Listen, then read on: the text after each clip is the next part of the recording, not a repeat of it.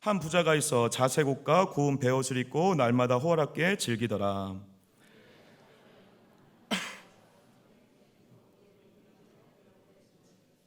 그 부자의 상에서 떨어지는 것으로 배부리려 하며 심지어 개들이 와서 그 헌대를 핥더라.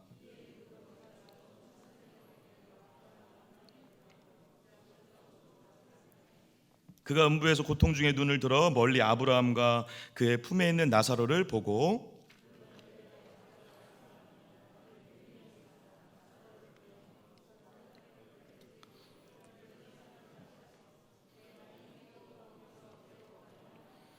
아브라함이 이르되 너는 살았을 때 좋은 것을 받았고 나사로는 고난을 받았으니 이것을 기억하라. 이제 그는 여기서 위로를 받고 너는 괴로움을 받느니라.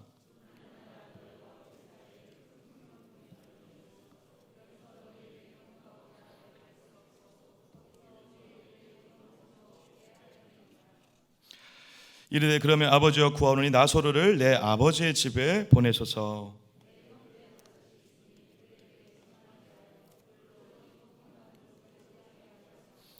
아브라함이 이르되 그들에게 모세와 선지자들이 있으니 그들에게 들을지니라.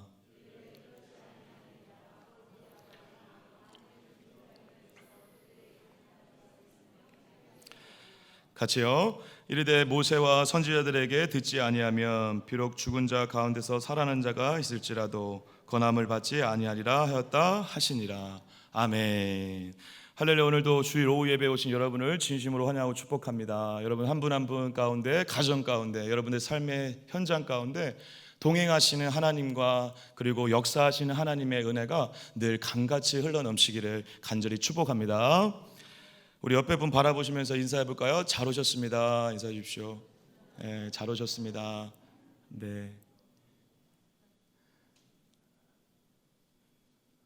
네.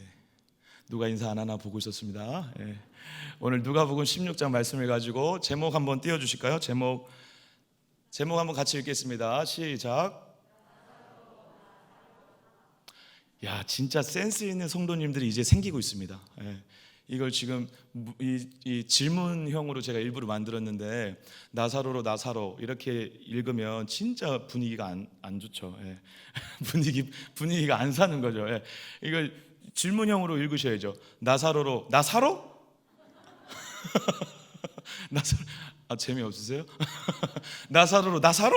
예. 저 이거 제목 짓는데 한 3일 걸렸습니다, 여러분. 예. 엄청 고민 많이 했어요. 예. 나사로 나사로? 살아. 예, 약간 언어 유희를 한 건데요. 나사로로 살자라는 주제가 담겨져 있습니다. 오늘 말씀을 통해서 여러분들과 저의 삶 가운데 이 나사로의 이 이야기가 우리에게 어떤 의미가 있는지, 그리고 나사로로 살자라는 게 무엇인지에 대해서 우리가 깨닫고 그런 믿음의 결단을 하는 복된 시간 되시길 축복합니다. 나사로로 나사로? 이름 잘 지었죠? 제가 생각해도 제목 잘 지었어요. 오늘은 제목은 잘 지었어요. 예. 근데 내용은 어떨지 모르겠네요. 네. 산으로 가더라도 역사하시는 분은 주님이신 줄 믿습니다.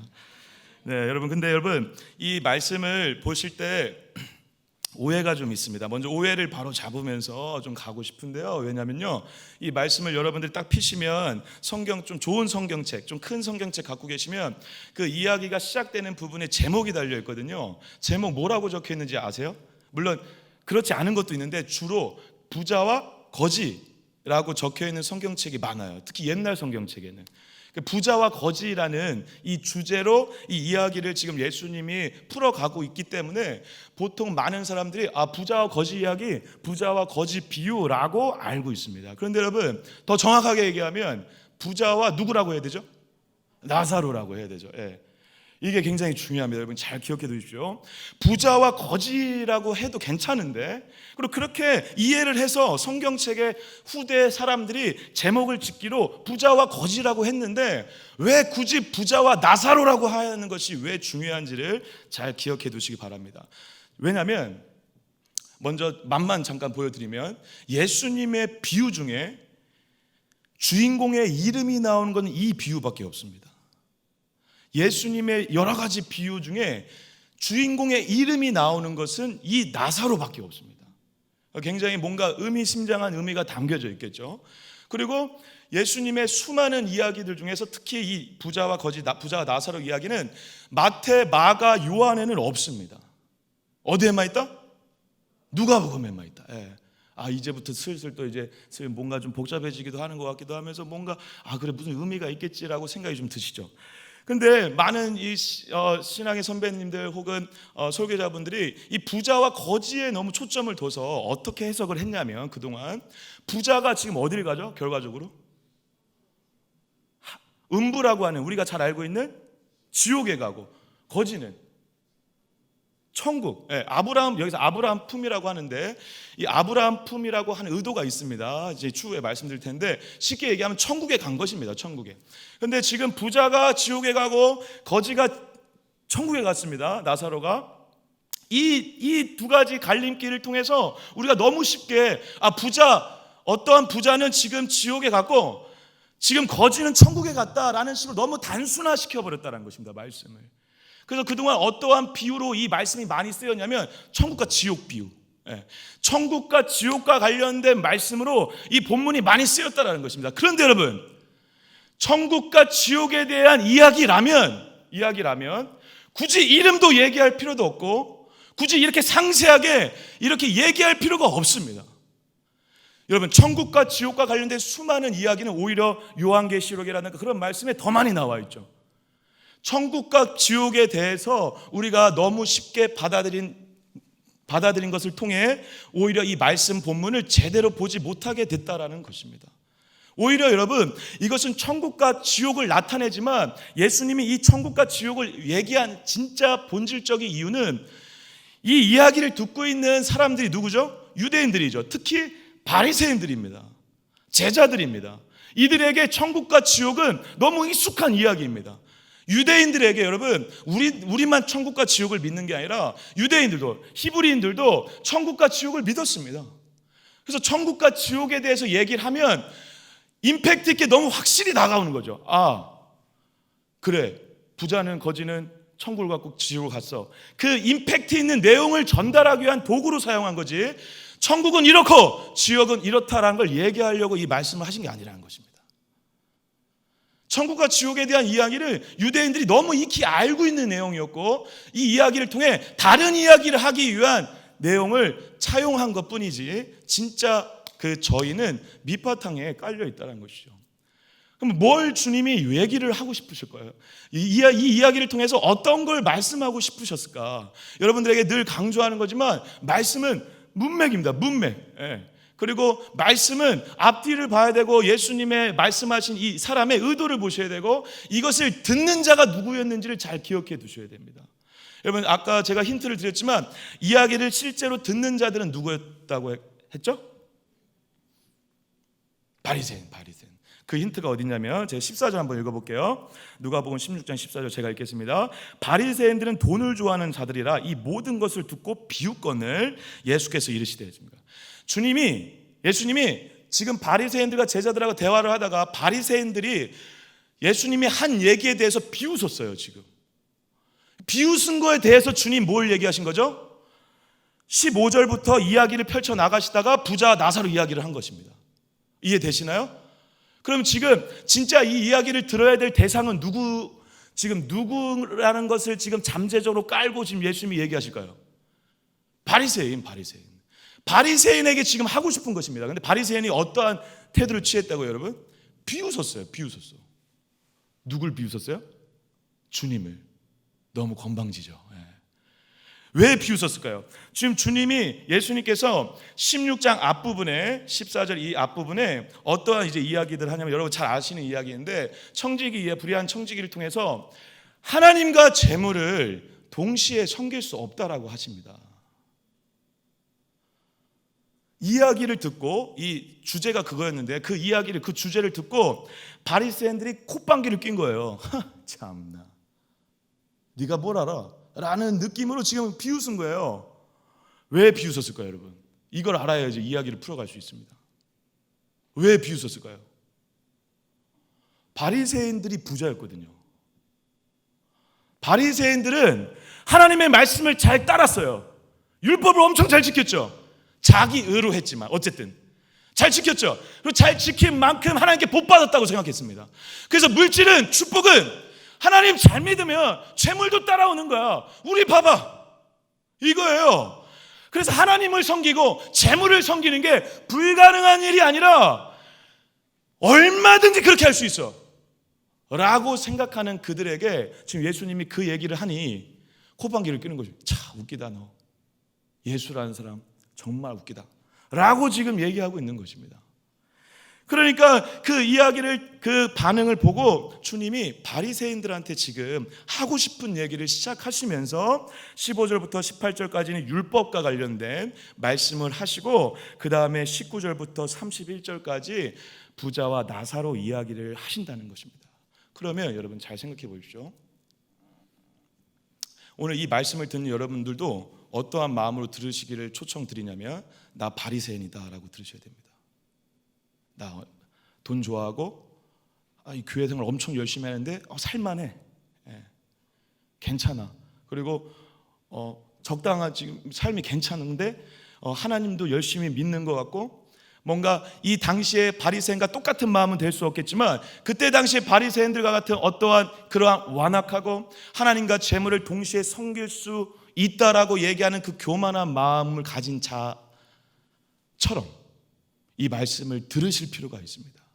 왜냐하면 그렇게 듣지 않으면 이 말씀이 얘기하는 얘기를 듣고도 명확하게 파악하기 어렵기 때문에 그렇습니다.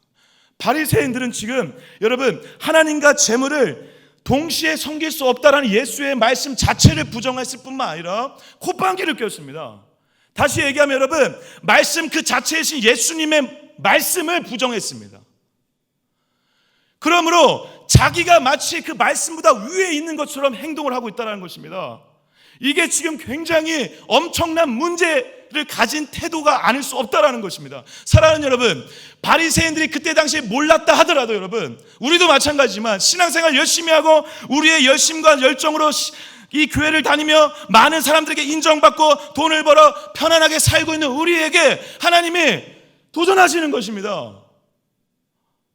너가 그 부자야 라고 얘기하시는 것입니다. 바리새인들이 콧방귀 낄 때 이렇게 예수님이 이러한 의도로 얘기하는 것입니다. 너네들이 비웃었어? 그래, 너네들 한번 두고 보자. 잘 봐, 잘 들어. 이제 너네들이 충격받을 만한 얘기할게 라고 말하면서 부자를 지금 끌어온 것입니다. 부자를. 그리고 가장 가난하고 가장 비참한 나사로를 끌어온 것입니다. 그래서 보라는 것입니다. 너네들 누구야? 너네들이 지금 부자야. 너네들이 부자야 라고 얘기하는 것입니다. 사랑하는 여러분, 이 말씀을 통해 우리에게 우리가 바리새인처럼 잘하든 못하든, 진짜 온전한 믿음을 갖고 있지 못하든 잘하든 간에 상관없이 이 말씀이 내 말씀이 되기 위해서는 오늘 여러분 모두가 잠시나마 바리새인과 같은, 부자와 같은 심정으로 이 말씀을 들으시기를 간절히 축복합니다. 그러실 때 우리가 이 말씀을 정직하게 바라볼 수 있다는 것입니다.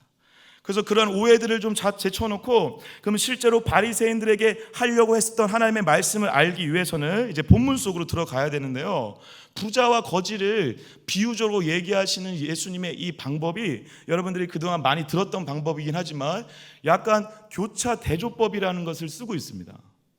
역교차라고도 하기도 하는데, 잠깐 사진을 하나 보여주실래요? 그러니까 이런 겁니다. 지금 19절부터 23절까지 이 이야기를 풀어가는데 예수님이 어떻게 하고 있냐면 첫 번째 부자 이야기를 먼저 하고 있습니다. 부자가 어떠한 부자다? 엄청 호화스러운 생활을 하고 있죠. 여러분, 이 말씀 구절 제가 한번 읽어볼게요. 한 부자가 있어 자색 옷과 고운 베옷을 입었거든요. 고운 베옷은 속옷이래요. 근데 속옷으로 베옷을 입는 건 엄청 부자들만 입었다라고 합니다. 특히 여러분, 이 자색 옷은 외국에서 수입해서 온 옷일 가능성이 크다라고 하는데, 그만큼 그때 당시에 누구나 다 누릴 수 있는 것이 아니라 특정 부류만 누릴 수 있는 엄청난 부자였다는 것입니다. 상위 1%? 1%가 더 될 수도 있습니다. 이제 20절에서 21절에 반대로 누구를 얘기하고 있냐면 나사로에 대한 이야기를 하고 있습니다. 나사로는 반대로 어떠한 삶을 살아가고 있다? 비참하고 추악하고 그리고 어려운 생활을 하고 있는 나사로의 모습을 지금 보여주고 있다는 것입니다. 그래서 그 나사로의 인생이 비참한 것을 보여주고 나서 바로 나사로의 이야기를 하긴 하는데 나사로가 죽은 이야기를 바로 합니다. 나사로가 죽어서 아브라함 품으로 갔다라고까지 얘기하고 있습니다. 그 다음에 마지막으로 이제 다시 뭐가 나오죠? 처음에 얘기했던 누구? 부자 이야기가 나오고, 근데 부자도 어떻게 됐다? 죽었다라고 얘기하므로 지금 부자의 이야기가 앞뒤로 있고 가운데 어떤 이야기가 있죠? 나사로의 이야기가 있습니다. 이게 A, B, B, A 이러한 형식으로 흘러가는 이 형식을 역교차 방법이라고 그러는데, 이럴 때 여러분들이 A가 B가 비교되고 있지만 핵심은 어디 있냐면 어디 있을까요, 여러분? B에 있습니다. B에. 그렇다고 A를 무시하고 B를 보면 안 된다는 것입니다. 예수님은 의도적으로 비교하는 방법으로 바리새인들한테 도전하고 있는 것입니다. 그러면서 나사로를 보라는 것입니다. 다시 말씀드립니다. A와 B를 비교하면서 저와 여러분들의 삶과 어떤 진짜 신앙인을 비교하면서 진짜 신앙인이 누군지를 보라는 것입니다. 그러면서 우리에게 도전하는 방식으로 예수님이 의도적으로 이러한 방식으로 지금 우리를 이야기 속으로 초청하고 있다는 사실입니다. 근데 여러분, 이렇게 비교하면서 A, B, B, A 이러한 방식으로 초청하고 비교하는 이 과정들 가운데 여러분, 이 극명하게 드러나는 이 차이점이 우리에게 시사하는 바가 큰데, 첫 번째 차이점은 일단 부자는 너무 잘 살고 거지는 너무 못 삽니다. 사랑하는 여러분, 이 20절 21절에 나와 있는 한 거지가 헌데투성이로 그의 대문 앞에 버려졌다라고 하는 거죠. 여러분, 버려졌다라는 것은 자기가 스스로 거기 간 게 아닙니다. 가족에 의해서든 누군가에 의해서든 수많은 고통과 어려움들 가운데 이 많은 고통을 지금 가족들이 같이 겪고 있다가 버렸을 가능성도 있고, 함께 누군가 있다가 그 자를 그 부자 집 앞에 버림으로 그 부잣집 앞에서 떨어지는 콩고물이라도 떨어져 먹기를 바라는 마음으로 아마 버렸을 것이라는 것입니다. 굉장히 비참한 상황이죠. 그래서 그 부자의 상에 떨어지는 것을 실제로 먹고 개들이 와서 그 헌대를 할더라도 참고 인내하며 그 자리를 지켰던 것이 거지였습니다. 나사로였습니다. 근데 여러분, 부자와 나사로가 이렇게 부자이면서 거지, 단순히 돈이 많고 적은 걸 떠나서 비유적으로 말씀드리는 것입니다. 부자는 상대적으로 지금 거지보다는 자유롭습니다. 그리고 거지보다는 굉장히 자기 능동적으로, 자기 주도적으로 인생을 끌고 갈 수 있습니다. 이 부자의 성격이 또 어디에 잘 나타나냐면 24절부터 31절까지 무려 아브라함과 대화를 하는데, 이 대화하는 시종일관 지옥에 간 사람이 어떻게 하죠? 계속 요청을 해요. 계속 요청을 해요.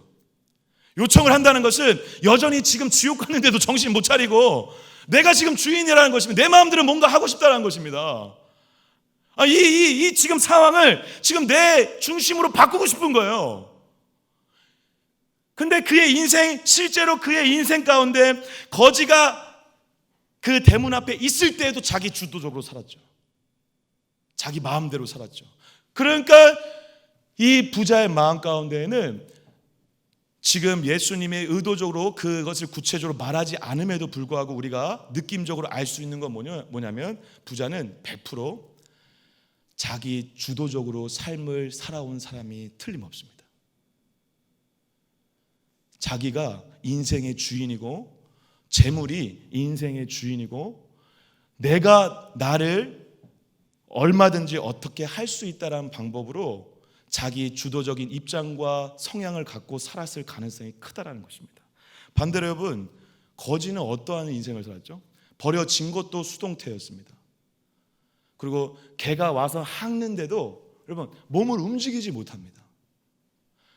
굉장히 뭔가에 끌려갈 수밖에 없는 상황과 환경이 그의 인생 가운데 끌려갈 수밖에 없는 수동적인 그러한 인생이라는 사실입니다. 사랑하는 여러분, 우리가 우리의 인생과 신앙 가운데 물론 하나님 안에서 아름답게 능동적인 것도 너무 필요하지만 하나님 없는 능동성은, 하나님 없는 주도성은 굉장히 위험하다는 것입니다. 지금 부자는 하나님을 알았지만, 하나님을 믿었다고 하지만, 그래서 아브라함을 알았지만 그럼에도 불구하고 지옥에 갔다라는 것입니다. 왜? 인생의 주체가 자기였기 때문에 그렇습니다. 반대로 거지는 자기 마음대로 한 건 하나도 없습니다. 자기 마음대로 할 수 있는 것도 없었습니다. 그런데 끌려갔던 그의 인생은 끝내 하나님 품 안에 갔다라는 것입니다. 지금 이 두 가지 이 차이를 잘 기억해 두시면서 두 번째 차이를 보겠습니다. 두 번째 차이는 아까 서두에 굉장히 이 부분에 집중을 해서 잘 기억해 두셔야 한다고 했는데 어떤 부분이었죠? 바로 부자는 이름이 없고 거지는 이름이 있습니다. 이름이. 여러분 이게 왜 이렇게 중요할까요, 여러분? 여러분 부자를 나타내는 어떠한 표현이 부자는 누구누구다가 아니라 그냥 부자인 거죠. 내세울 게 뭐밖에 없다? 돈밖에 없다. 저 드라마나 영화에서 그런 거 많이 있어요. 내세울 거 진짜 자랑할 거 돈밖에 없는 사람들 이제 막 주인공을 막 나오잖아요. 돈밖에 없는 것입니다. 부자는 부자인 거죠. 그의 정체성을 그의 존재를 알려주는 단 하나의 단어는 뭐밖에 없다? 부자. 그런데 여러분 거지 나사로는 비록 개들이 자신의 몸을 핥고 비참하게 수동적으로 끌려가는 비참한 인생이었지만 이름이 있었습니다. 나사로라는 이름이 있었다라는 것이 왜 중요할까요? 근데 우리가 이름을 생각할 때 이렇게 생각해도 굉장히 중요한 의미가 있을 수 있습니다. 그냥 상식적으로. 여러분 누군가 제가 어떤 우리 권사님을 이렇게 부르는데 어이 거기 나이 많으신 분 이렇게 부르면 권사님 이렇게 부르면 이름 없이 그러면 굉장히 자신의 존재에 대해서 저 상대도 나도 존재의 어떠한 가치가 떨어지는 것 같죠. 실제로 제가 그런 경험을 많이 하는데요. 우리 성도님들 전에 교회에서도 마찬가지고 어떤 성도님이 이렇게 지나갔는데 제가 이름을 불렀어요. 누구누구 집사님 그러면 집사님이라 딱 이름을 부르면 그 집사님이 갑자기 놀래요. 이상하게 생각해요. 어떻게 내 이름을 아세요? 라고. 그럼 약간 놀라면서도 기분 좋은 표정을 짓죠. 저 목사가 어떻게 알지? 근데 왜 좋죠? 왜 좋죠? 이름을 들으면? 이름을 부르는 자와 듣는 자 모두가 서로를 알고 있다라는 거죠. 서로가 인정되고 있다는 거죠. 서로가 서로에게 의미가 있다는 거죠. 그래서 내 이름을 안다는 것이 너무 중요하죠. 상대의 이름을 아는 것도 중요하고 그 이름을 통해서 서로에게 존재의 의미를 가르쳐 줄 수 있고 받아낼 수 있는 것이죠. 그런데 여러분 내 이름을 이 본문에서도 마찬가지지만 이 이름을 나사로라는 이름을 예수님이 지어주셨다라는 것으로 생각해 보시죠. 하나님이 여러분들의 이름을 알고 나의 이름을 알고 나사로의 이름을 안다라는 것은 그 의미를 완전히 넘어서 있는 것입니다. 사랑하는 여러분, 이름이 불려진 것 이상으로 우리에게 존재 가치를 알려줄 수 있는 것은 하나님이 우리의 이름을 아신다는 것입니다. 그래서 그 찬양 있잖아요. 내 이름 아시죠? 내 이름 아시죠. 그 찬양을 부르면 우리도 모르게 말로 표현할 수 없는데 저 깊숙한 곳에서 우리에게 울려 퍼지는 그 존재성이 있잖아요. 그래서 그 내 이름 아시죠라는 이 찬양 때문에 이 정말 엄청나게 그 울었던 어떤 청년을 알고 있는데 그 청년이 실제로 자기가 이 찬양 인도자로서 굉장히 인정받고 많은 사람들에게 칭찬을 받을 그때 집회를 준비하러 딱 갔는데 장비 2개를 빼먹고 온 거예요.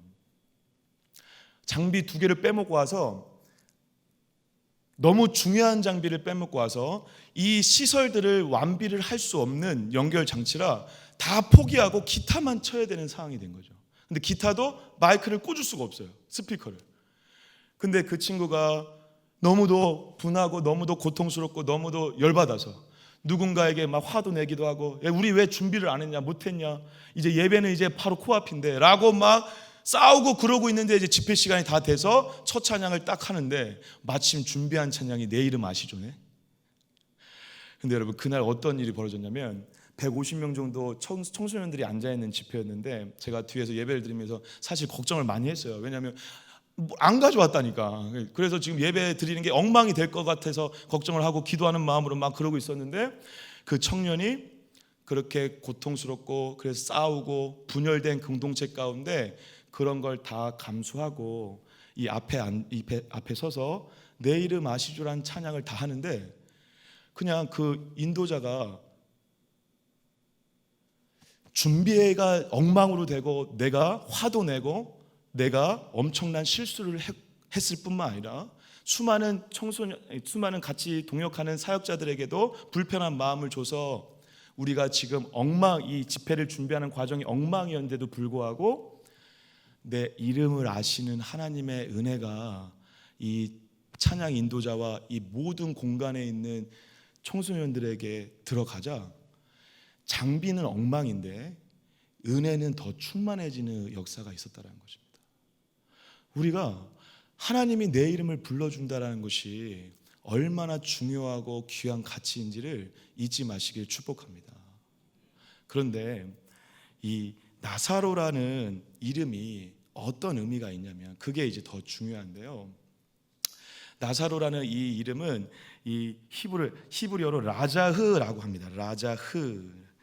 이 라자흐라는 이 의미는 이 엘리에셀이나 이러한 단어의 축약형이라고 합니다. 그럼 엘리에셀이나 이런 단어, 엘르아자르, 엘리에셀이라는 단어의 축약형이 라자흐인데 그 라자흐를 나사로라고 부르는 것입니다. 이해되시죠? 그러면 원래 의미였던 엘르아자르, 엘리에셀이라는 것의 의미가 뭐냐면 하나님이 도우시는 자라는 것입니다. 그러니까 거진데 이름이 있어요. 근데 그 이름이 하나님이 도우시는 자예요. 여러분 뭔가 좀 이상하지 않습니까? 아니 하나님이 도우시는 자면 거지가 아니어야 되는 거 아닙니까? 잘 돼야 되는 거 아닙니까? 뭔가 좀 달라야 되는 거 아닙니까? 지금 예수님이 지금 이 얘기를 하고 싶은 거예요. 부자들한테 하나님과 재물을 동시에 섬길 수 없다 하고 재물과 하나님을 연결시키며 자기 중심적으로 살아가고 있는 부자들에게 거진데 하나님이 도우시는 자라는 거예요. 부자인데 이름이 없어요. 그래서 결국 아무것도 가지지 못한 거지가 진짜 하나님과 함께하는 사람이라는 것입니다. 왜 그렇게 됐을까요? 그리고 왜 지금 예수님이 이 얘기를 하고 싶을까요? 쉽게 생각하면 이런 거죠. 우리가 만약에 거지라고 생각해 보십시오. 그러면 우리는 모든 것이 다 우리에게 사라지고 아무것도 가진 것 없는 거지라면 우리가 의지할 수 있는 건 누구밖에 없을까요? 하나님밖에 없죠. 하나님밖에 의지할 수밖에 없는 사람이 되는 거죠. 하나님밖에 의지할 수밖에 없는 사람이 되면 그때 하나님의 도움을 받는 자가 되는 것입니다.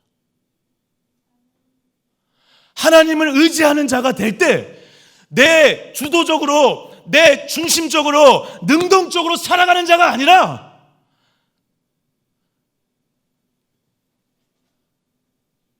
의지할 게 하나님밖에 없어서 하나님만 따라가요. 거진데 가진 거 하나도 없는데 하나님만 의지해요. 그게 하나님이 도우시는 자라는 것입니다. 이상한 거죠. 거진데 하나님이 도우시는 자로 살아가는 게 신앙인이라는 것입니다. 그런 자가 천국을 갔다라는 것입니다, 여러분. 그런 자가 아브라함의 품에 안긴 것입니다. 여기서 이 아브라함은 뭘 상징할까요? 여러분들 잘 아시잖아요. 아브라함은 무슨 조상? 믿음의 조상. 지금 거지는 믿음의 길을 간 것이고 부자는 믿음의 길을 못 간 거예요. 부자는 자기 주도적으로 살았고 거지는 하나님에 끌려갔어요. 믿음은 하나님께 의지하여 아무것도 가진 것 없어도 주님께 끌려가는 인생이 믿음 있는 자라는 것입니다. 그게 거지가 보여준 믿음의 태도였다는 것입니다. 거지는 슬펐죠. 왜? 고통스럽죠. 왜? 맨날 개들이 와서 핥아요. 내 마음대로 할 수 있는 게 하나도 없어요. 슬퍼요. 고통스러워요. 맞아요. 인생 살기 힘들 수 있습니다. 인생 살기 힘든 정도가 아니라 우리는 그만한 고통을 겪어보지 못해서 감이 안 오는데 죽고 싶겠죠. 그런데 행복해요. 이상하죠. 거진데 하나님이 도우시는 자가 되는 거예요. 믿음의 길을 걷는 신앙은, 성도는 그 길을 가는 것입니다. 거진데, 그래서 불행한데 울어요. 눈은 울고 있어요. 그런데 입은 웃고 있어. 어떻게 해야 되지 이거? 눈은 울고 있어. 울고 있대. 이게 여러분, 이게 신앙인이 믿음의 길을 가는 자가 걸어가는 길이라는 것입니다. 지금 거지가 지금 그걸 보여주고 있어요. 여러분, 사랑하는 여러분, 진짜 하나님을 의지한다라는 것은 단 1%라도, 하물며 내가 아무것도 안 해도 하나님이 진짜 필요하면 하실 거야 라고 하는 온전한 믿음으로 끝까지 기다릴 수 있는 거, 끝까지 수동적으로 기다릴 수 있는 거, 끝까지 개가 하는 한이 있더라도 참고 하나님만 바라보는 거, 그때 하나님이 도우시는 나사로가 된다는 것입니다. 사랑하는 여러분, 여러분들과 제가 걸어가는 신앙과 믿음의 이 성도의 길이, 이 믿음의 길이 기도 열심히 하고 신앙생활 잘해서 다 잘 되는 그런 방법으로만 생각하지 않기를 소망합니다. 잘 되고 못 되는 게 중요한 게 아니라 내가 오늘 거지 나사로로 살고 있는가, 거진데 하나님이 도우시는 자인가, 거진데 하나님만을 의지해서 하나님이 도우시는 자로서 인식을 갖고 있는가, 내가 나를 돕는 자가 아니라 하나님이 나를 돕는 자라는 것을 늘 갖고 있는가가 신앙에서 믿음의 길을 진짜 걸어가는 비결이 되는 줄 믿습니다. 여러분들과 저의 삶이 바로 이 길을 가야 된다는 것입니다. 사랑하는 여러분, 저와 여러분은 하나님이 도우시는 자입니다. 아무것도 가진 거 없어도 내가 오늘 하나님을 의지하고 하나님을 따라가려고 한다면, 그래서 거지처럼 비참하게 죽을지도 모르는 현장 가운데 있다 하더라도 하나님을 의지하고 있다면 그 자는 하나님이 도우시는 자입니다. 여러분들이 그 길을 지금 가고 있거나 가려고 하거나 지금 중간에서 왔다 갔다 하거나 그러고 있는 거죠, 우리가. 근데 여러분, 진짜 천국은, 아브라함의 품은 누가 가는 것이냐면 아무것도 가진 것 없어도 하나님이 한 분만으로 충분할 때, 그때 천국을 가는 것입니다. 가정이 무너지고 내가 직장에서 잘리고 가정이 힘들어져서 수많은 고통과 어려움 가운데 있다 하더라도 그때 내가 의지할 분이 하나님밖에 없어. 주님께 눈물로 기도하고 있다면 그 자가 진짜 천국을 가는 자라는 것입니다. 반대로 일이 잘 풀리고 기도해서 응답도 잘 받고 그래서 뭔가 내 힘으로 막 하는 재미가 생겨 내가 하고 싶은 걸 마음껏 하며 하나님과 함께, 나와 함께, 하나님과 함께 내가 하고 싶은 거, 내가 따라가는 우상들, 재물, 돈, 명예, 권력과 함께 하나님과 같이 간다면 그 자는, 그 성도는, 그 신자는 부자나 다름없다라는 것입니다. 진짜 믿음의 길은 오늘 우리에게 보이는 어떠한 현실이 아니라 오늘 내가 거진데 나사로인 것을 아는 것이 진짜 믿음입니다. 여러분들이 거진데 가난한데, 영적으로도 가난하죠. 실제로 가난한데 내가 하나님의 도움을 받는 자구나 라는 것을 아는 것이, 믿는 것이 진짜 믿음의 길이고 아브라함의 품 안으로 가는 비결이었다는 것입니다. 주님은 오늘 그 얘기를 지금 이 비유를 통해서 의도적으로 부자와 거지 비유를 통해 바리새인들에게 도전하고 있는 것입니다. 그런데 여러분, 그럼 매일매일 가난한데 거지인데 하나님이 도우시는 자라는 걸 알고 가려면 어떻게 해야 될까요? 이 예배 자리에 나오신 여러분들은 그것을 실제로 잘 하고 계신 것이라 저는 생각하고 믿는데, 재미있게도 예수님께서 이 부자가 계속 대화를 걸거든요. 유대인들이 천국과 지옥을 가면 실제로 대화를 할 수 있다고 생각을 해요. 실제로 유대인들의 생각에 맞게 지금 대화 장면을 지금 넣었는데, 여기에서 이제 핵심이 뭐냐면 27절부터 31절에 이 부자가 이 아브라함한테 이렇게 부탁을 해요. 지금 나는 지옥에 왔으니 내 가족들이라도 천국에 올 수 있도록 어떻게 해달라? 나사로를 보내달라 합니다.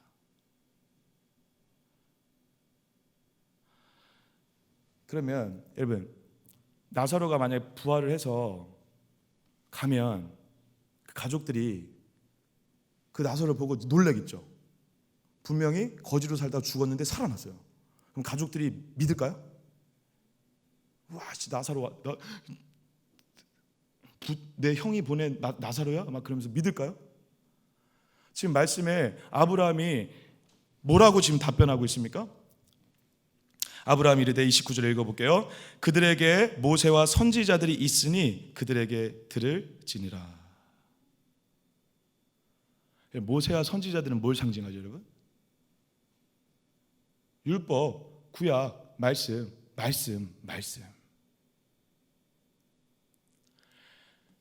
실제로 이 나사로라는 이름을 똑같이 가진 실제 인물이 있죠.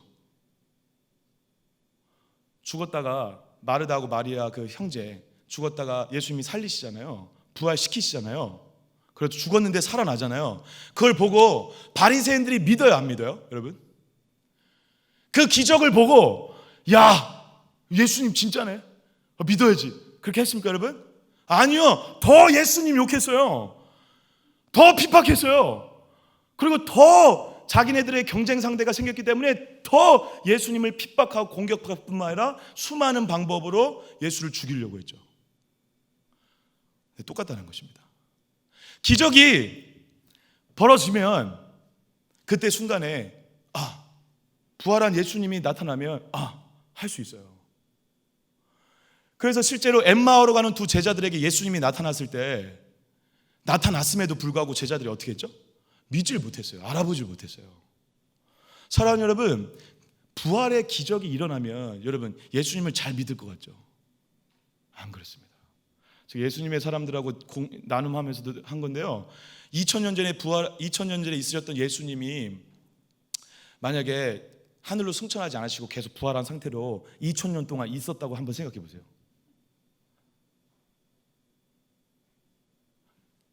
기적을 보면서, 진짜 부활한 예수를 보면서 와 했을까요? 1년, 2년, 100년, 200년, 300년 부활한 기적에 대해서가 아니라 그 부활한 그 예수가 평범한 내 옆에 사는 누군가 2000년 된 사람이 되었을 것입니다. 그러니까 뭐냐면 여러분, 지금 예수님의 이 비유와 나중에 엠마오 제자들에게도 마찬가지고 실제 나사로를 살렸을 때도 마찬가지고 동일하게 기적이 사람을 바꾸지 않는다는 것입니다. 기적이 현실의 문제를 뒤집어 엎을 수 있는 것이 아니라, 기적이 중요한 것이 아니라 말씀이 중요하다는 것입니다. 기적이 사람을 바꾸는 것이 아니라 말씀이 사람을 바꾼다는 것입니다. 기적은 반복되면 일상이 되는 것입니다. 그런데 말씀은 영원하죠. 지금 이 나사로가 부활해서 형제들한테 가면 지금 가도 안 믿는다는 것입니다. 그걸로 믿는 것이 아니라는 것입니다. 뭐로 충분하다? 말씀으로 충분하다는 것입니다. 사랑하는 여러분, 저와 여러분들이 기적을 바랄 수는 있겠지만 그것을 마치 우리의 전부이냐 혹은 생각하고 그것을 통해 누군가 믿게 만드는 방식으로 살지 않길 축복합니다. 그래서 여러분, 조금 더 나아간다면 지금 천국과 지옥에 대한 간증이 사람에게 도전은 줄 수 있지만 그게 사람을 바꾸고 믿음을 생기게 할 수는 없다는 것입니다. 근데 천국과 지옥과 관련된 말씀에 근거한 천국과 지옥의 내용은 당연히 사람의 가슴을 후벼 파겠죠. 여러분, 요한계시록 읽으면 천국과 지옥 믿습니다. 요한계시록의 말씀을 보면 천국과 지옥의 말씀을 믿어요. 왜? 말씀이니까. 할렐루야. 근데 천국과 지옥을 다녀왔다라는 것이 누군가에게 들려졌을 때는 그것 자체가 누군가를 믿게 만드는 도구는 될 수 없다는 것입니다. 중요한 것은 기적이 아니라 말씀입니다. 수많은 간증의 내용들에 현혹되지 마십시오. 그것은 그분의 경험일 가능성이 큽니다. 그것이 의미가 있겠지만, 도전해 줄 수 있겠지만, 그것이 사람을 바꿀 수는 없습니다. 말씀이 얘기하고 있지 않습니까, 여러분? 예수님께서 말씀만으로 충분하다 하셨습니다. 사랑하는 여러분, 그러면 반대로 저와 여러분들의 삶 가운데 오늘 하루를 시작할 때 뭐가 우리의 인생을 수동적으로 거지처럼 하나님만 의지하게 끌고 가, 결국 내가 하나님이 도우시는 자구나라는 걸 깨달으려면 어떻게 될까요? 말씀으로 시작하셔야 됩니다. 이 길밖에 없습니다. 말씀으로 시작하는 것만이, 그래서 아무리 묵상을 해도 떠오르는 게 없다면 그냥 읽기라도 하는 방법이라도, 그래서 구역 모임을 하든 누군가 대화를 할 때라도 창세기 1장 1절 태초에 하나님이 천지를 창조하셨대라고 그 말씀 한 구절이라도 나누고 묵상하고 말씀을 따라가려고 한다면 그것이 하나님을 의지하는 자이고, 그때 우리는 하나님이 도우시는 자라 부름 받는다는 것입니다. 나사로가 된다는 것입니다.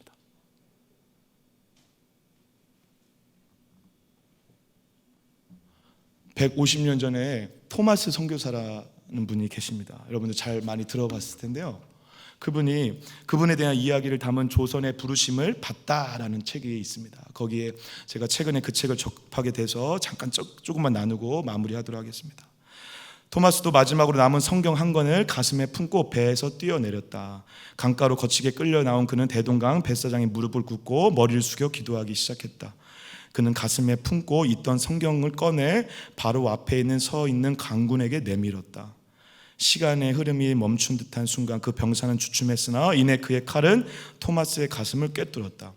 꽃다운 나이 27, 토마스 선교사는 1866년 9월 5일 대동강 모래시장 앞에서 짧은 생을 마쳤다. 토마스를 죽인 그 병사는 토마스 옆에 떨어진 책을 주워 들었다. 그는 그것이 성경인 줄 모르고 집에 돌아와 가족들한테 이렇게 말했다. 내가 오늘 서양 사람 하나를 죽였는데 아무리 생각해도 이상한 점이 있다. 내가 그를 찌르려고 할 때 그는 두 손을 마주 잡고 무슨 말을 한 후에 웃으면서 책 한 권을 내밀어 받으라고 권했다.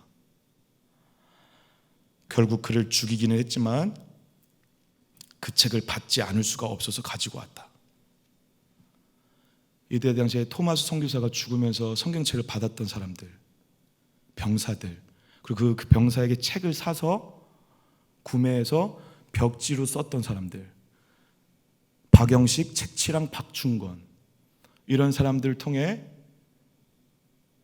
성경이 한국의 조선의 땅에 들어오기 시작했습니다.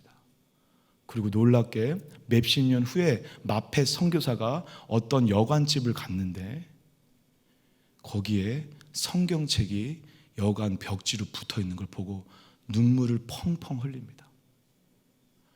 그리고 그 이후에도 수많은 선교사들의 피, 땀, 눈물이 담겨져 있는 이 성경은 전국으로 전해져 지금 우리에게 전해졌습니다. 사랑하는 여러분, 지금은 성경책이 너무 흔해지고 성경책이 너무 스마트폰에서도 볼 수 있게 너무 가벼워져서 저희가 말씀 앞에 설 때 너무 무게감이 떨어지는 것 같습니다. 사랑하는 여러분, 여기에는 말씀 그 자체이신 예수님의 십자가의 죽음이 담겨져 있을 뿐 아니라 그 십자가의 죽음 때문에 죽었던 자들, 그 십자가의 죽음 때문에 조선에 아무도 모르는, 하물며 저와 여러분의 얼굴도 본 적이 없는 누군가의 피가 담겨져 있는 책입니다. 이 책이 여러분들에게 오늘 당장 해야 되는 무언가, 그리고 여러분들이 오늘 당장 해결해야 될 어떤 문제, 그리고 여러분들이 지금 고민하고 있는 어떤 것보다 먼저가 되는 은혜가 있길 축복합니다.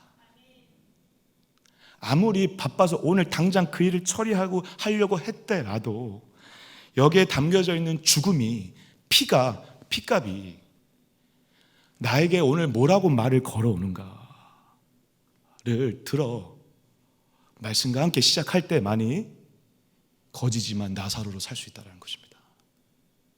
거지지만 하나님이 도우시는 자라는 것을 깨달을 수 있다는 것입니다.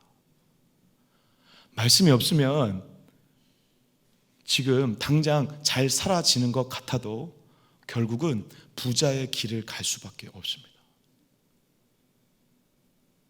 사랑하는 동강교회 성도 여러분, 제가 이 토마스 선교사님의 책을 읽고 책을 덮은 후에 한동안 좀 이렇게 울컥울컥해서 이렇게 책을 놓고 기도를 할 수밖에 없었습니다.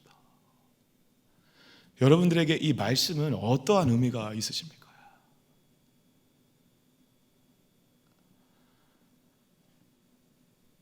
할 거 다 하면서 재물도 있으면서 하나님도 섬길 수 있다라고 생각하는 그 얘기를 하기 전에, 논리적으로 반론하기 전에 예수님이 오늘 도전하는 것입니다.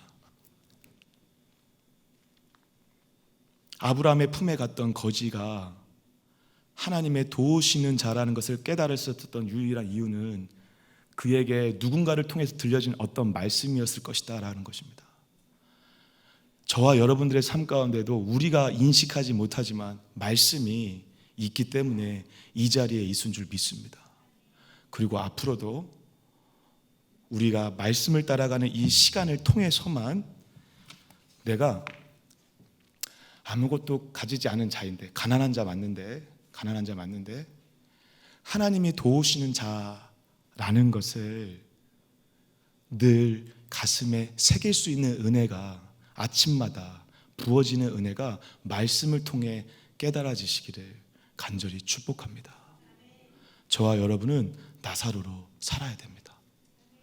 다른 어떠한 것을 의지하는 자가 아니라 하나님을 의지하는 자, 하나님의 도우심을 받는 자, 그렇게 말을 걸어오는 말씀을 따라가는 자. 그래서 여러분들의 삶 가운데 저와 여러분의 삶의 여정이 말씀과 늘 동행하는 여정이 될 때만이 우리가 아브라함의 품에 안긴 거지처럼 영원한 주님의 품 안에서 안식을 얻게 될 줄 믿습니다. 말씀에 생명을 걸어 주십시오. 말씀에 생명을 담았던 그들의 눈물을 잊지 말아 주십시오. 말씀에 여러분들의 눈물을 담아 자녀에게 주십시오. 그래서 우리 모두의 발자취가 예수 그리스도께서 병철아 이름을 불러주시며 나사로야 라고 불러줬던 것처럼 병철아 라고 이름을 불러주시며 전능하신 하나님이 내 이름을 불러주시는 것도 감사한데 더군다나 우리를 너는 하나님이 도우는 자야 라고 말씀하시는 하나님의 은혜를 매일 품고 나아가시는 여러분들의 삶이 되시기를 간절히 축복합니다. 우리는 가난하지만 부유한 자인 줄 믿습니다. 거지지만 나사로 하나님이 도우시는 자인 줄 믿습니다. 기도하겠습니다. 사랑의 주님, 우리의 삶 가운데 여전히 많은 문제가 있고 고민이 되는 것이 사실이지만 그럼에도 불구하고 우리가 다시 말씀으로 돌아가길 소망합니다. 다시 하나님이 도우시는 자로 살아가길 소망합니다. 다시 주님만을 의지하는 자로 살아가길 소망합니다. 다시 하나님을 붙잡아 거진데도 나사로로 살아가는 그 이상한 정체성으로 살아가는 자들이 되길 소망합니다. 슬프지만 아프지만 행복한 자로 살아가길 소망합니다. 절망 가운데 있지만 그래도 행복하다 얘기할 수 있는 자로 살아가길 소망합니다. 거지지만 하나님이 도우시는 자로 살아가길 소망합니다. 그러한 인생을 통해서 천국 백성으로 다듬어 가시는 하나님의 말씀을 붙잡고 한 걸음 한 걸음 저벅저벅 걸어가는 우리의 모든 발자취를 통해 우리 동강교회와 동강교회 모든 성도님들이 주님의 백성이 되는 역사를 경험할 수 있도록 축복하여 주시옵소서. 이 모든 말씀 예수 그리스도의 이름으로 간절히 기도드립니다. 아멘.